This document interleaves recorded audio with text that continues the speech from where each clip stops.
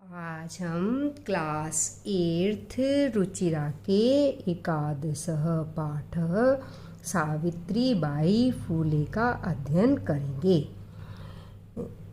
हमारे समाज में कई ऐसे समुदाय हैं जो शिक्षा के अधिकार से वंचित हैं। उन्हें इस अधिकार को पाने के लिए संघर्ष करना पड़ा है। प्रस्तुत पाठ इस संघर्ष का नेतृत्व करने वाली महिला शिरोमणि सावित्रीबाई फूले के योगदान पर केंद्रित है। ऊपरी निर्मितम चित्रम पश्यत। ऊपर निर्मित बने हुए चित्र को पश्यत देखो। ऊपर बने हुए चित्र को देखो। इदं चित्रं कस्याचित् पाठशालाया वर्तते। इदं यह चित्र कस्याचित् किसी पाठशाला का वर्तते है। यह चित्र किसी पाठशाला का है। इयं सामान्या पाठशाला न अस्ति। इयं यह सामान्य पाठशाला न प्लस अस्ति नहीं है। यह सामान्य पाठशाला नहीं है। इयम् अस्ति महाराष्ट्रस्य प्रथमा कन्या पाठशाला। इयम् अस्ति यह है महाराष्ट्र की प्रथमा पहली कन्या पाठशाला अर्थात लड़कियों का पहला स्कूल।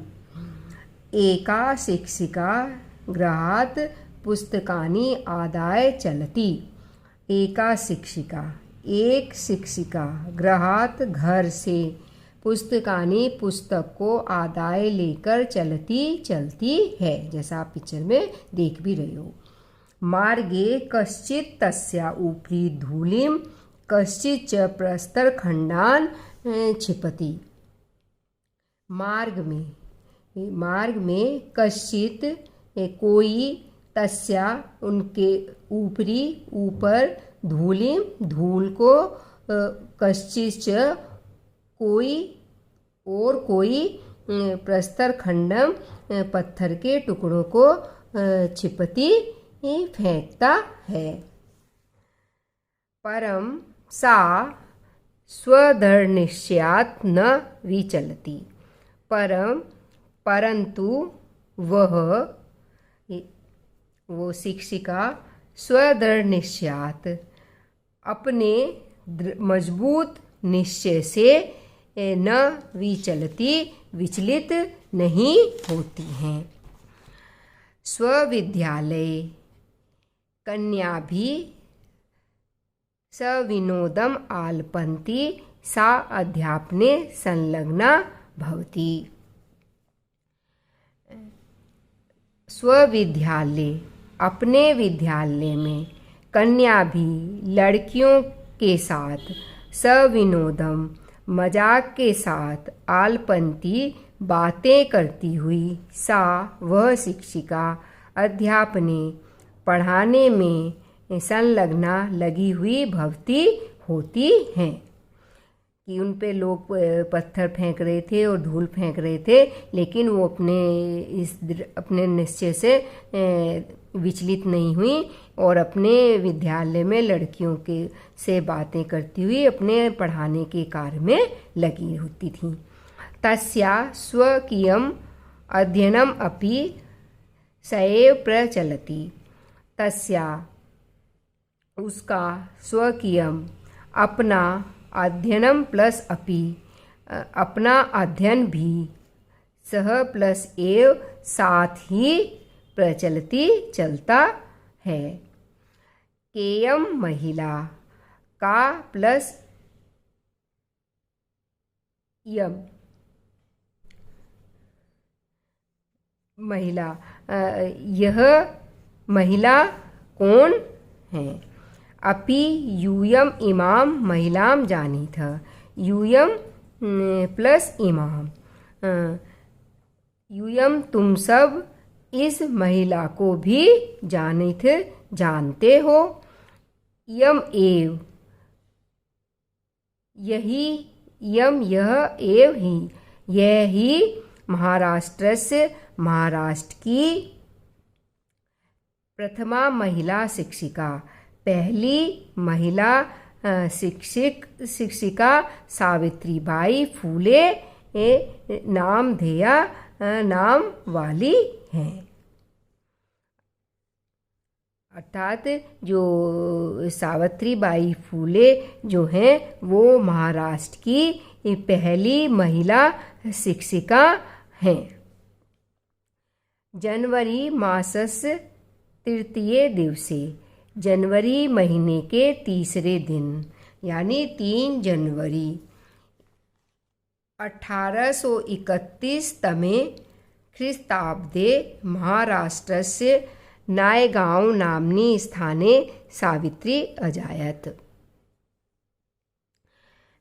1831 तमे ख्रीस्ताब्दे 1831 ईस्वी में महाराष्ट्र के नायगांव नाम स्थान पर सावित्री अजायत उत्पन्न हुई।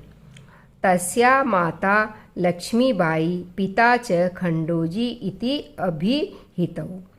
तस्या उनकी माता लक्ष्मीबाई और पिता खंडोजी इस प्रकार कहे गए हैं।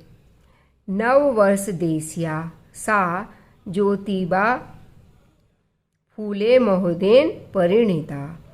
नववर्ष देस्या 9 साल की उम्र में सा वह ज्योतिबा फूले महोदय के साथ ब्याही गईं। अर्थात 9 वर्ष की उम्र में ही ज्योतिबा फूले महोदय के साथ उनका शादी हो गई। सो अपि तदानीं 13 वर्षकल्प एव आसीत्।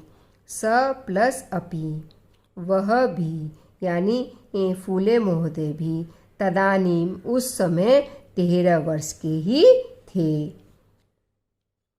यतो ही स स्त्री शिक्षाया प्रबल समर्थक आसीत्, क्योंकि वह मिस्टर फूले स्त्री शिक्षा के प्रबल समर्थक थे। अतः इसलिए सावित्र्याः मनसि स्थिता अध्ययन अभिलाषा उत्साहं प्राप्तवती। क्योंकि वो स्त्री शिक्षा के प्रबल समर्थक थे, इसलिए सावित्री के मन में स्थित जो पढ़ाई की इच्छा को उत्साह प्राप्त हुआ। इतः परं सा आग्रहम् आंग्लभाषाया अपि अध्ययनं कृतवती। इतः परम इससे भी बढ़कर उसने आग्रहपूर्वक आंग्ल भाषाया अंग्रेजी भाषा का भी अध्ययन कृतवती किया।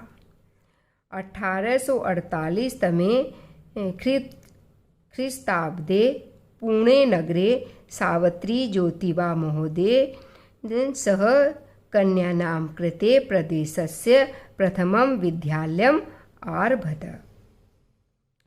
1848 तमे ख्रीस्ताब्दे सन 1948 ईस्वी में पुणे नगर में सावित्री ने ज्योतिबा महोदय के साथ कन्यानां कृते लड़कियों के लिए प्रदेश के प्रथम स्कूल को शुरू किया या आरंभ किया।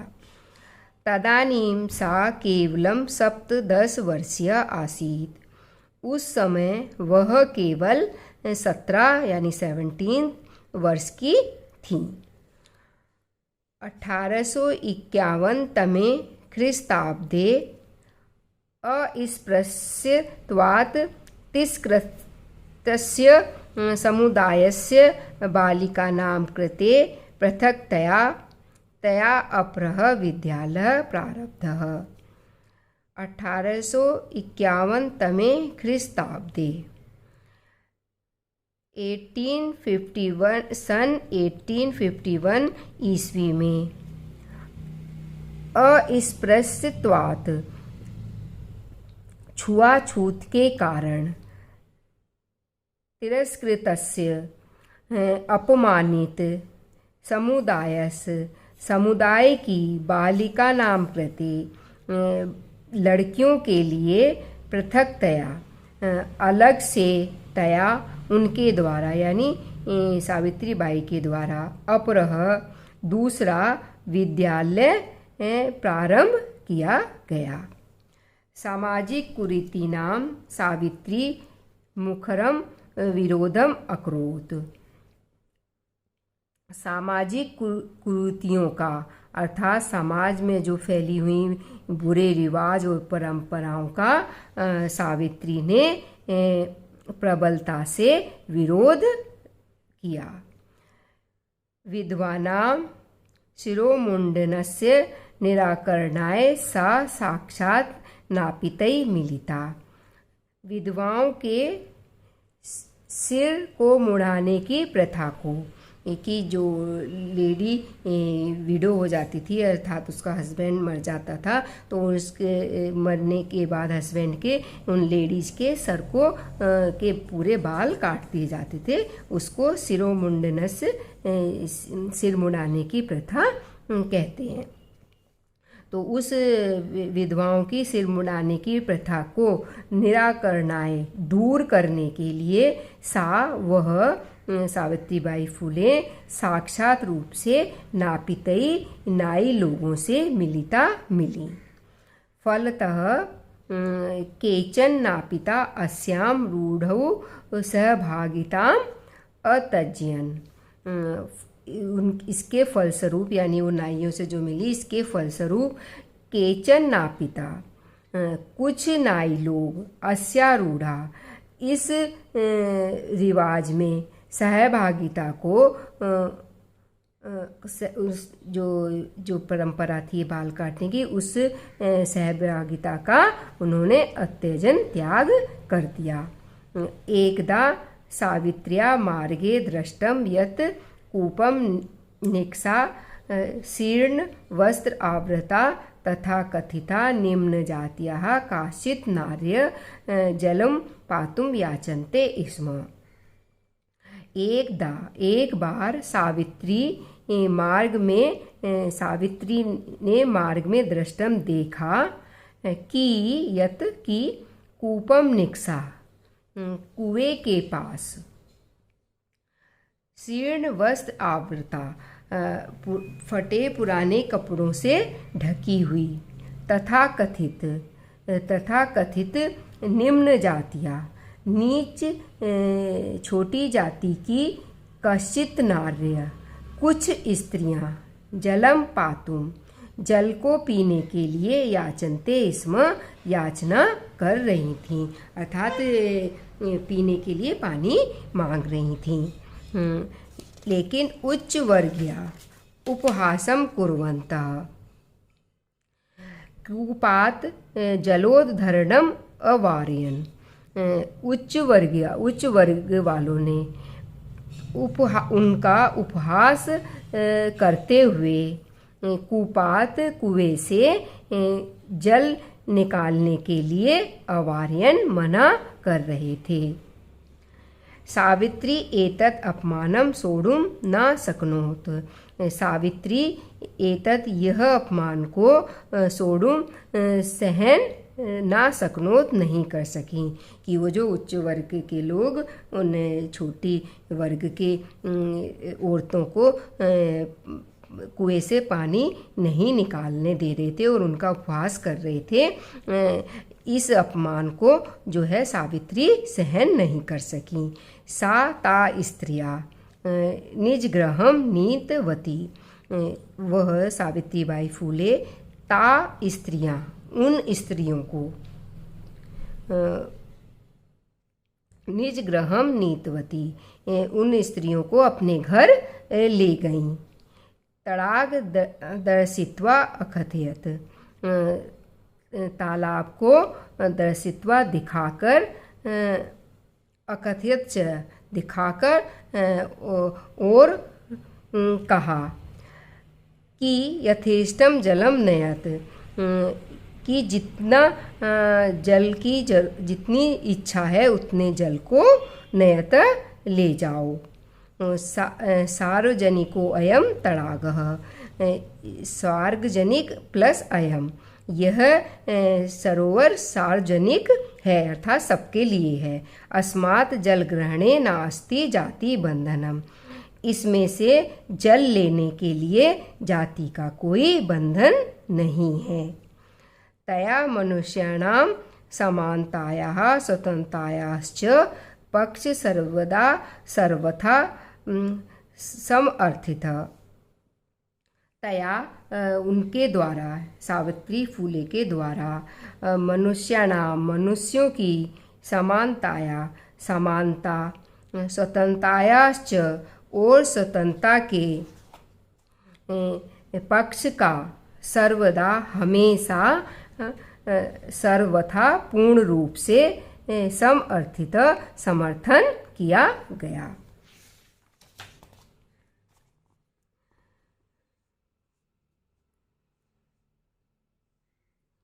महिला सेवा मंडल शिशु हत्या प्रतिबंधक गृह इत्यादिना संस्थानां स्थापनायां फूले दंपत्यों अवदानम महत्वपूर्णम।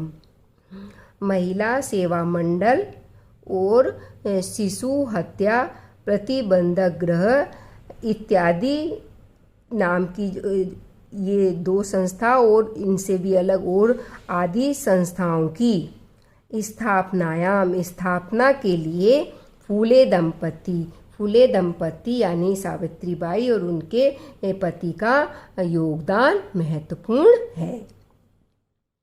सत्यशोधक कमंडलस्य गतिविधिषु अपि सावित्री अतीव सक्रिया आसीत्। सत्यशोध कमंडल की गतिविधियों में भी सावित्री अतीव सक्रिय थीं। अस्य मंडलस्य उद्देश्यम अस्ति, जो सत्यशोध कमंडल था, इस कमंडल का उद्देश्य था उत्पीड़िनां समुदायानां स्वाधिकारान् प्रति जागरणम इति। इस मंडल का उद्देश्य था कि जो पीड़ित समुदाय हैं उनको अपने अधिकार के प्रति जागरूक करना। सावित्री अनेका संस्था प्रशासन कोषलेन संचालितवती।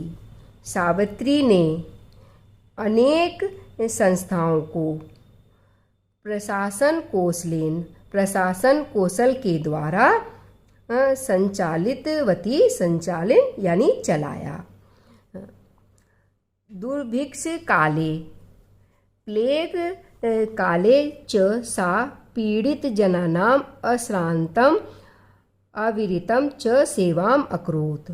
दुर्भिक्ष काले अकाल के समय, प्लेग काले अकाल के समय और प्लेग बीमारी के समय, यानी ये एक प्लेग बीमारी है जो महाबीमारी थी है, तो उसके समय, अकाल के समय में भी और प्लेग रोग के समय में भी वह पीड़ित जनानाम, वह यानी सावित्रीबाई फुले पीड़ित लोगों की अश्रांतम बिना थके अविरतम बिना रुके सेवाम अकरोत सेवा करती रहीं।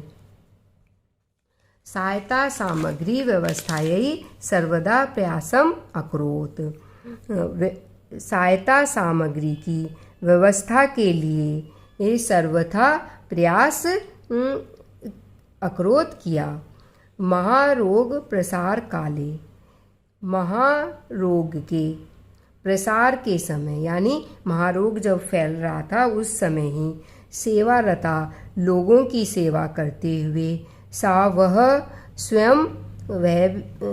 स्वयं भी असाध्य रोगेण ग्रसता, इस असाध्य रोग से पीड़ित हो गईं और 1897 ख्रीताब्दे निर्धन गता और 1897 ईस्वी में मृत्यु को गता प्राप्त हो गई। साहित्य रचनाया अपि सावित्री महीयते। साहित्य रचना के द्वारा भी सावित्री महीयते महान है। तस्या उसके काव्य संकलन द्वय वर्तते। 2 काव्य संकलन हैं। कौन कौन से हैं वो? पहला काव्य फूले और सुबोध रत्नाकर इति। भारत देशे महिलोत्थानस्य। भारत देश में महिलाओं की उन्नति को गहन अवबोधाय, गहन प्लस अवबोधाय, गहनता से समझने के लिए, भारत देश में महिलाओं के उन्नति को गहराई से समझने के लिए सावित्री महोदयायाः, सावित्री महोदया के जीवन चरित का अवश्य ही